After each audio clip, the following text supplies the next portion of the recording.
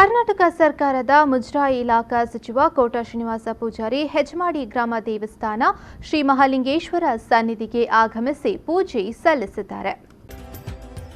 ಬಳಿಕ ಮಾಧ್ಯಮದೊಂದಿಗೆ ಮಾತನಾಡಿದ ಅವರು, ಹೆಜ್ಮಾಡಿ ಗ್ರಾಮ ದೇವರಾದ ಶ್ರೀ ಮಹಾಲಿಂಗೇಶ್ವರ ದೇವಳ ಜೀರ್ಣಾವಸ್ಥೆಯಲ್ಲಿದ್ದು ಅದರ ಸಮಗ್ರ ಜೀರ್ಣೋದ್ಧಾರಕ್ಕಾಗಿ ಊರ ಪರವೂರ ಭಕ್ತ ಸಮೂಹ ಸಂಕಲ್ಪಿಸಿದೆ.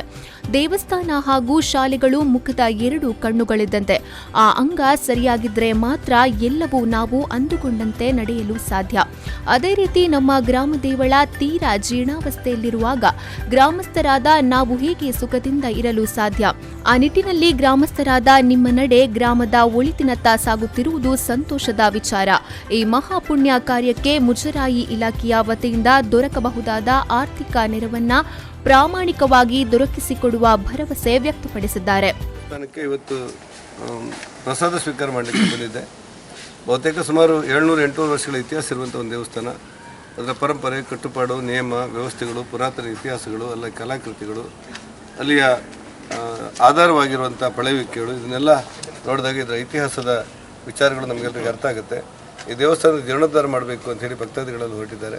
ನಮ್ಮ ಸರ್ಕಾರದಲ್ಲಿ ಏನೇನು ನೆರವು ಕೊಡಲು ಸಾಧ್ಯವದೆಲ್ಲ ಕೊಡೋಣ ಅನ್ನುವಂಥ ಮಾತು ಹೇಳಿದೆ.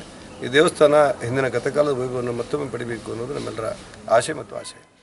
ಈ ಸಂದರ್ಭ ದೇವಳದ ಆಡಳಿತ ಮುಕ್ತೇಸರ ದಯಾನಂದ ಹೆಜ್ಮಾಡಿ ಸಹಿತ ಆಡಳಿತ ಸಮಿತಿ ಸದಸ್ಯರು ಹಾಗೂ ಗ್ರಾಮದ ಪ್ರಮುಖರು ಹಾಜರಿದ್ದರು.